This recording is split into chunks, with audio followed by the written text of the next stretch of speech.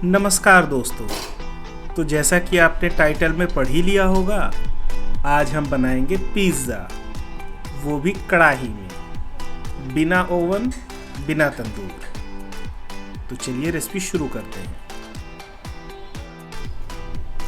सबसे पहले हम पिज़्ज़ा बेस की तैयारी कर लेंगे।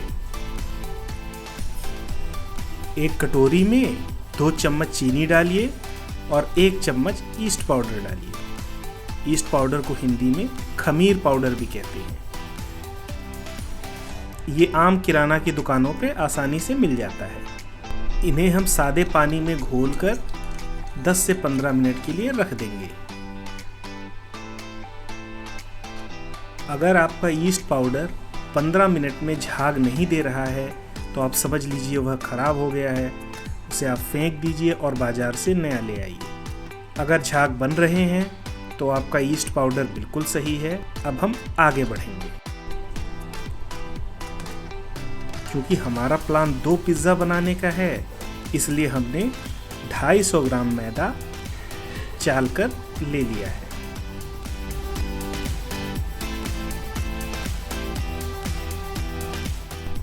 अब हम इस मैदे को ठीक वैसे ही सानेंगे जैसे आप रोटियों के लिए आटा गूंथते हैं। बस फर्क केवल इतना है, साधारण पानी की जगह हम इसमें खमीर वाला पानी इस्तेमाल करेंगे। अगर खमीर वाला पानी कम पड़ रहा है तो आप सादा पानी भी इसमें मिला सकते हैं। अब हमारा मैदा गूंथकर तैयार है।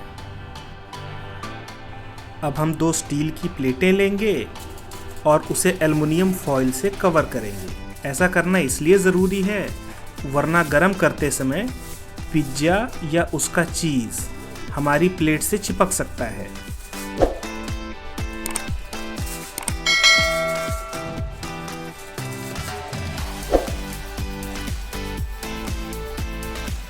अब गूंदे हुए मैदे में 2 हिस्से करें और केवल 2 लोइयां बनाएं। अब इन लोइयों को बेलकर पिज़्ज़ा बेस हमें तैयार कर लेना है।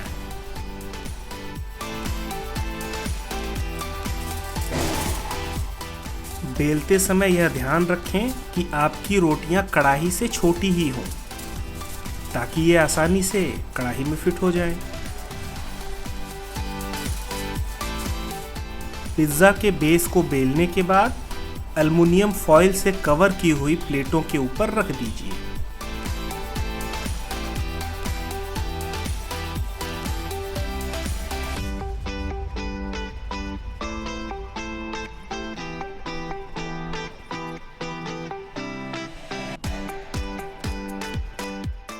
हमने दोनों पिज़्ज़ा बेलकर तैयार कर लिए हैं। अब इन्हें फूलने में कम से कम 2 घंटे का वक्त लगेगा, तो इन्हें एल्युमिनियम वाली प्लेटों में रखकर 2 घंटे फूलने के लिए छोड़ दीजिए। जब तक हमारे बेस फूलकर तैयार हो रहे हैं, हम पिज़्ज़ा को सजाने का सामान तैयार करेंगे। हमने पिज़्ज़ा पे लगाने के लिए 1 शिमला मिर्च, 1 टमाटर, 2 प्याज और लगभग 50 ग्राम पनीर ले लिया है। सब्जियों को आप अपने मनचाहे आकार में काट सकते हैं। केवल इतना ध्यान रहे कि हम सिर्फ 15 से 20 मिनट ही पिज़्ज़ा को पकाने वाले हैं, इसलिए इनको इतना ही बड़ा काटिए और इतना ही पतला काटिए कि 15 से 20 मिनट में ये पक के तैयार हो जाए। हमने शिमला मिर्च के पतले पतले टुकड़े किए हैं और टमाटर को भी हमने चिप्स की तरह पतला पतला काट लिया है।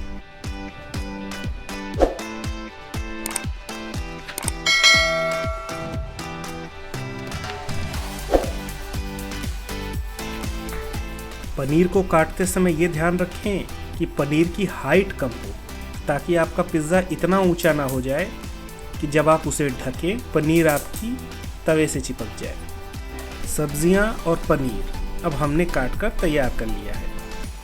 हमने लगभग 200 ग्राम मोज़रेला चीज़ ली है। ये चीज़ हमने घर पर ही बनाई थी।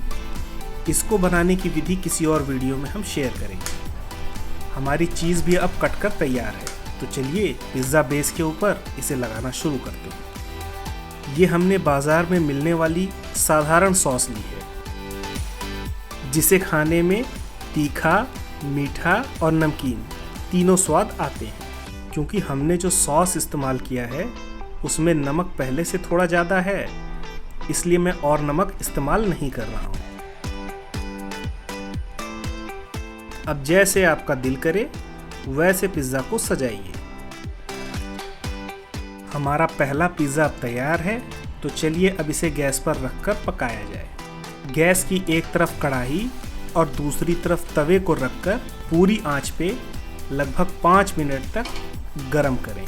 जब तवा और कढ़ाई दोनों खूब तेज़ गरम हो गए हों तो पिज़्ज़ा बहुत ही सावधानी से कढ़ाई में डाल दें। पिज़्ज़ा को कढ़ाई में डालते ही उसे तवा से ढक दें। अब 15 मिनट के लिए पूरी आंच पे पिज़्ज़ा को पकने दीजिए। जब तक हमारा पहला पिज़्ज़ा पक रहा है, चलिए हम दूसरा पिज़्ज़ा भी तैयार कर लेते हैं। अगर आपका पिज़्ज़ा बेस बहुत ज़्यादा फूल जाए तो आप माचिस की तीली या किसी नुकीली चीज़ से पिज़्ज़ा के बेस में बहुत सारे छेद कर दीजिए। इससे उसकी कुछ हवा निकल जाएगी और वो थोड़ा सा पिचक जाएगा। तो जैसे हमने पहले पिज़्ज़ा को सजाया था, दूसरे पिज़्ज़ा को भी हम सजा लेंगे।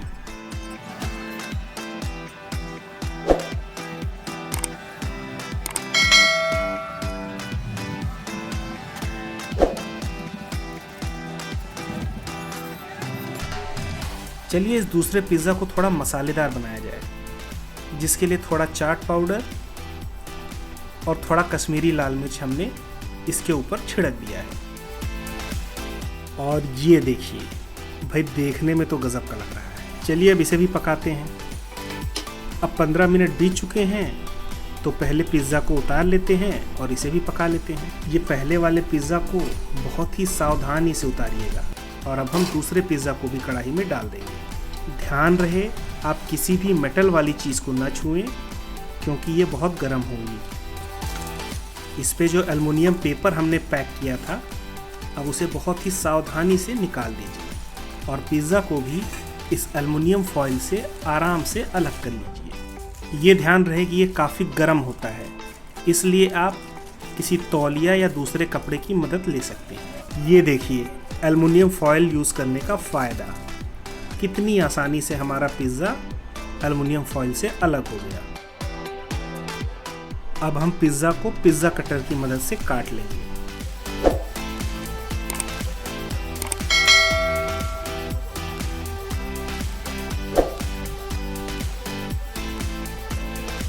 जैसा कि आप देख सकते हैं, हमारी चीज़ मेल्ट हो गई है और वो काफ़ी स्ट्रेची भी है। और ये आया मेरा दूसरा पिज़्ज़ा। चलिए इसे भी एल्युमिनियम फॉइल से अलग किया जाए। अगर आपके पास पिज़्ज़ा कटर नहीं है तो आप चाकू का इस्तेमाल कर सकते हैं। चाकू का इस्तेमाल करते समय ये ध्यान रखें कि चाकू दांत वाले ना हो।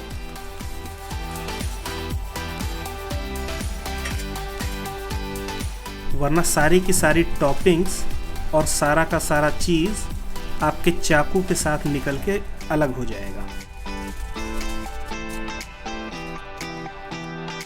ये लीजिए, हमारा दूसरा पिज़्ज़ा भी कट गया। तो अब आप भी किसी दिन बना डालिए।